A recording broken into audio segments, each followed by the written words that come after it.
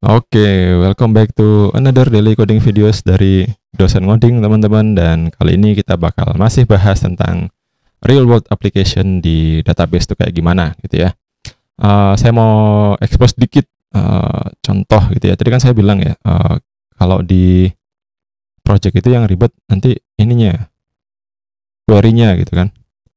Nih, 1, 2, 3 nih.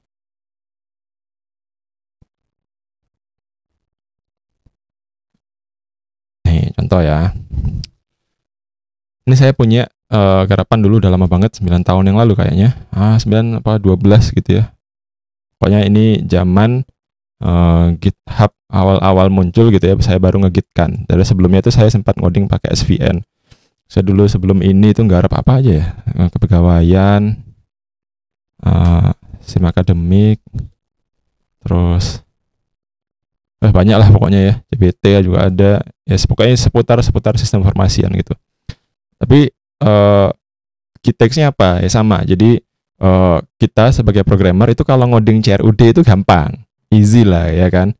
Tapi pada suatu saat nanti codingannya itu bukan lagi CRUD lagi gitu kan. Kan CRUD kamu udah bisa gitu kan, kamu jumawa gitu. Oh, aku yakin aku bisa. Terus keluar minta gaji 2 digit. Enggak kayak gitu guys konsepnya. Jadi ada juga selain CRUD itu transaksi. Terus habis gitu transaksi itu ada yang namanya report gitu kan. Nah, di sini nih ngodingnya itu gak banyak sebenarnya. Yang banyak itu justru query gitu kan. Nah, dan ini yang dibutuhkan sama user. Kalau CRUD-nya itu gampang kali lah. CRUD apa ya, tinggal bikin generator selesai. Pakai tools selesai. Tapi kalau untuk masalah begitu ngobrolin transaksi, ngomongin report, terus nanti ya yang baru-baru sekarang tuh istilahnya ini apa? High traffic. Terus ada yang minta real time sekarang. Jadi semakin ke depan permintaan user itu semakin aneh-aneh. Nah, yang kemampuan yang dimiliki oleh mahasiswa itu cuma ini. CRUD tok. Terus kayak opo gitu kan. Terus minta gaji 2 digit ya, minta ditempiling namanya kayak gitu. Nah, ini yang perlu diperhatiin juga. Jadi setelah challenge-nya itu bukan cuma ini doang ya, high traffic, habis gitu ada yang minta real time. Wah, udah, wis semburat sudah itu semua.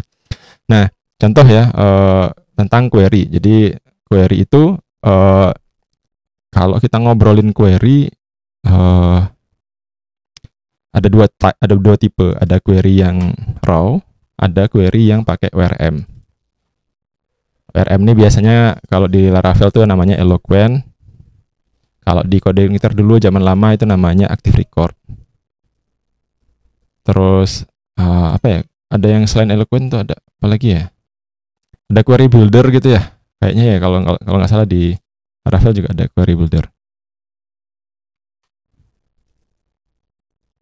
Ya intinya ini tools untuk memudahkan kita nge-type query di database gitu kan.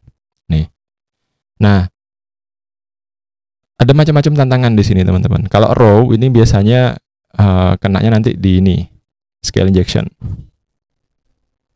Jadi banyak tuh apa codingan anak-anak baru, anak magang atau apa gitu yang di-involvekan di project real, dia itu nggak bisa ngoding query dengan benar, malah kena jadi security hole di SQL injection. Ini sering kena kita gitu ya. Mau di manapun saya nggarap ya, ini resiko paling besar untuk programmer awal-awal. Jadi saya pernah nggarap apa ya, web kampus kalau nggak salah. Ini kena SQL injection ya. Terus kalau pakai ORM tuh nanti teman-teman nggak menguasai ORM-nya, terus semua dibikin pakai ORM. Akhirnya lemot. Nah, ini resiko ya, lemot. Nih, lemot nih. Ini digeser dulu aja. Sorry. Nih, ORM ini enak, tapi resikonya kadang lemot. Jadi nih.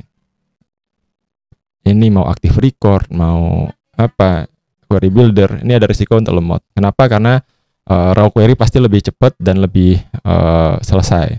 Tapi untuk sebuah aplikasi gimana dong? Nah, lemot kan nanti masalah optimasi. Jadi kalau optimasi ini tips dari saya, query itu nggak boleh lebih, harus lebih kecil dari 1 milisecond.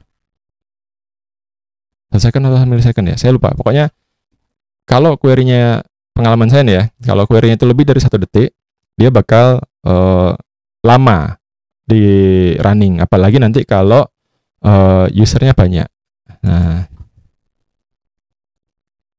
high traffic.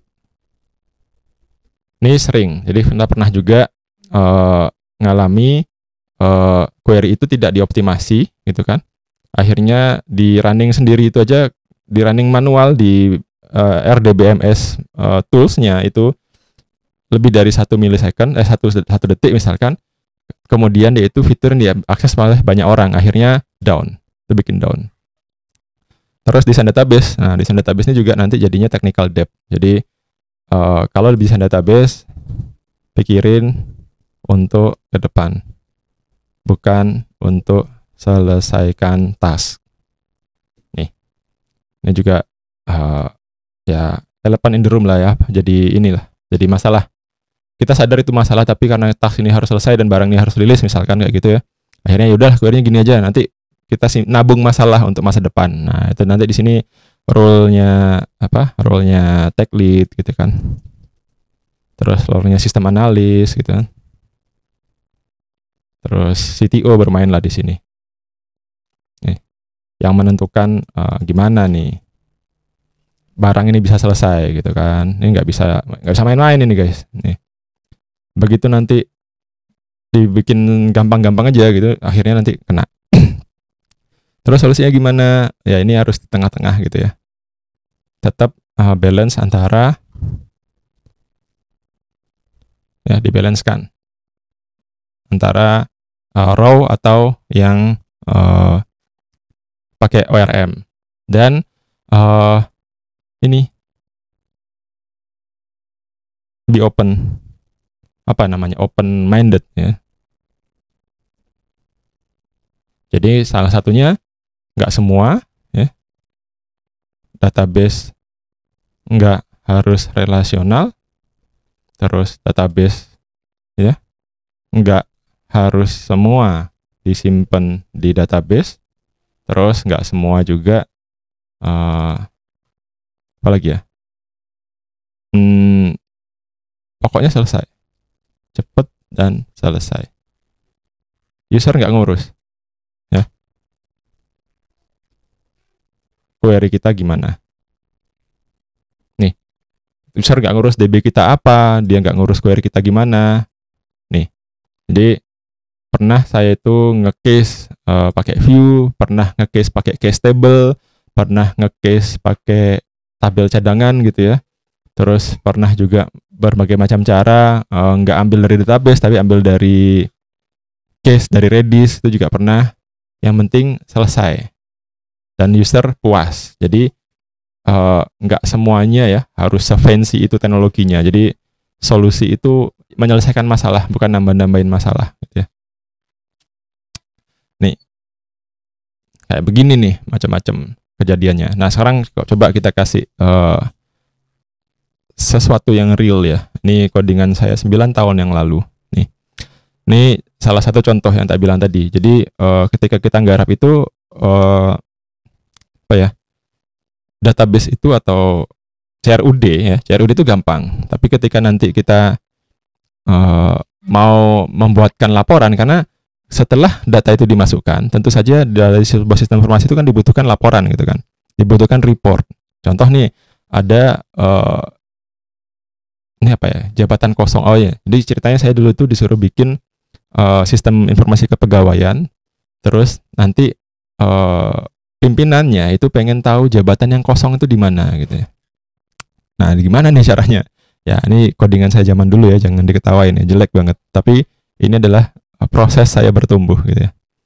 Nah, ini macam-macam nih. Nih, codingannya aja ini berapa baris? 1200 baris guys. Jadi teman-teman jangan kaget kalau nanti misalkan ketika nulis query yang yang ada itu kok query-nya sampai 1 halaman folio, Pak? Ya biasa aja, nggak apa-apa, ya emang gitu. Nah, nih. Jadi saya nyampur ada raw query-nya, ini kan. Join-nya ada 1, 2, 3, 4, 5, ada where-nya, terus join table tambahan gitu kan. Terus ada aliasnya juga gitu. Terus apa lagi ya? Kalau ada parameter apa, kita tambahin where, ya, tambahin where gitu kan. Detailnya jabatannya apa aja kayak gini. Jadi dalam satu query itu, jadi jangan dipikir ya buat teman-teman yang belajar database sekarang di mahasiswa itu query itu cuma select bintang from. Nggak ada. Adanya select ya. Select apa aja. Nah juga nih select ya. Kalau nggak select jangan di select bintang. Kalau emang nggak dibutuhkan jangan di bintang gitu. Terus from apa? From ini bisa subquery. Nah, nih ada subquery-nya lagi gitu kan. Terus di left join ya, hasil subquery di left join dengan hasil select juga. Itu juga bisa guys. Ada where not in, ada apa segala macam, order by apa nih. Ini in dan not in ini lemot ya. Jadi sebaiknya jangan. Ya ini query zaman bien ya. Mau gimana lagi. Terus join, terakhir where, gitu kan. Nah, ini codingan di dunia nyata gitu ya. Nih. Where not in bla bla bla gitu kan. Ini left join gitu kan. Nah, ini yang nggak akan teman-teman temukan di kuliah gitu ya. Ketemunya nanti di proyekan.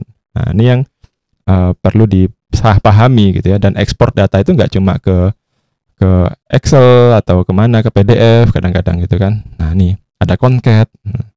Apa ini concat gitu kan? Nggak tahu. Ada if gitu kan. Ada if-ifannya, ada echelonnya, ada concat WS, ada apa. Nah, ini pelajaran yang baru akan muncul ketika teman-teman itu ngodingnya di project. Jadi nanti kalau teman-teman mau magang atau apa, saya sarankan ambil magang yang sambil bekerja, bukan magang yang akademi ya. Kalau akademi ikut dosen ngoding aja. Jadi tinggal subscribe ini, di like, di share, kemudian jadi member, nanti dapat dah video-video kayak gini nih, ada date format gitu kan. Nah, video ini akan publik juga pada waktunya, tapi untuk teman-teman yang member bisa mengakses video ini lebih dahulu dan bisa dapat akses untuk mini project yang kita rencanakan di channel ini. Oke, that's it. Semoga mendapatkan hidayah. Jadi sebenarnya database itu ngapain sih gitu ya. Ini masih raw banget. Jadi kalau mau dalam lagi nanti database itu nanti akan panjang skill tree-nya, bisa jadi data analis, bisa jadi data engineer, macam-macam gitu ya. Nah, tapi semua profesi yang di atas itu tidak akan bisa muncul kalau nggak ada database-nya. Oke, that's it for this videos. Thank you udah nonton. Kalau merasa terbantu dengan konten ini, ya seperti biasa, jangan lupa jadi member gitu kan. Cuma 19.000 aja sebulan, hampir 20 ribuan lah. Satu gelas kopi aja. Oke? Atau nanti bisa support saya juga dengan membeli course di Udemy. Oke, see you guys in the next daily coding videos.